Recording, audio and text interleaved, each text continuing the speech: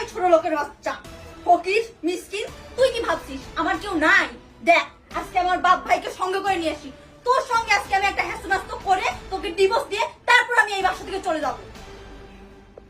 আসসালামু আলাইকুম বাবা, বসেন। ওয়ালাইকুম আসসালাম। কেমন আছো বাবা?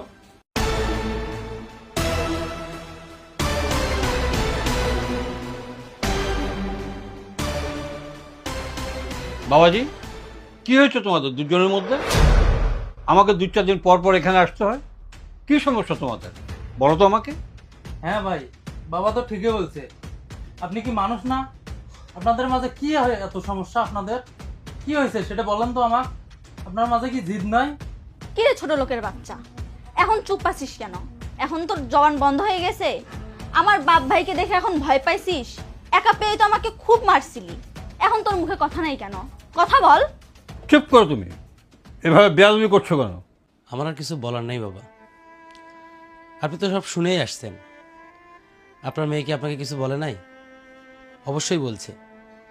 এখন আপনারা যেহেতু আসছেন, আপনাদের যা ভালো হয় আপনারা সেটাই করে যাবেন। দেখলেন তো আপনাদের সামনেই আপনার মেয়ে কোন ভাষায় কথা বলে আমার সাথে। এটা শোনার পরে আর আমার কিছু বলার থাকবে না বাবা। আপনি গুরুজন, আমার তো বাবা নাই, আপনাকেই তো বাবার মতো করে জানি। তো আপনার যেটা ভালো হয় আপনি সেটাই করবেন। বাবা বাবা, ভালোই তো অভিনয় করিস। আমার বাবা এখন তোর বাবা হয়ে গেল? ফকিরের বাচ্চা, চামারের বাচ্চা, অমানুষের বাচ্চা। এই, আমার বাবাকে খবরদার বাবা বলবি না। আমার বাবা শুধু আমার বাবা, তোর বাবা না। চুপ করো তুমি, এভাবে বেয়াদবি করছো কেন? আর তুমি যদি এভাবে বেয়াদবি করো তাহলে আমি এখান থেকে চলে যাব। জামাই বাবা, বলো তো কি হয়েছে তোমাদের? ও কি বলবে বাবা? ওর বলার কোনো মুখ আছে? ওই ছোট লোকের সঙ্গে আমি সংসার করব না। তুমি আমাকে এখান থেকে নিয়ে যাওয়ার ব্যবস্থা করো তো। তুমি কিন্তু আবার চরম বেয়াদবি করছো। এটা তোমার স্বামীর বাড়ি, লাল শাড়ি পরে এসেছো, সাদা কাপড় পরে এখান থেকে বেরিয়ে যাবে। এর বেশি যদি কিছু হয় আমি তোমাকে এক মুহূর্তের জন্য আমার বাড়িতে তোমাকে নিয়ে যাব না। হ্যাঁ বাবা জামাই, তুমি বলো তো এবার কী হয়েছে?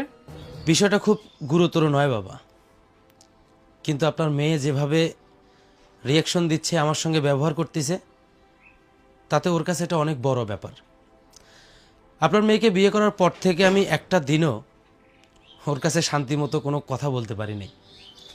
সব সময়ের জন্য শুধু খোটা, অমুকের এটা হয়েছে, ওর হাজব্যান্ড এটা করছে, ওর বউ এখানে ঘুরতে গেছে, আজকে এত দামি গহনা পড়ছে, এই খোটাগুলোই সবসময় আমাকে দিয়ে আসতো। আপনি তো জানেন আমি ছোট্ট একটা বিজনেস করি, ওইখান থেকে যা রোজগার হয়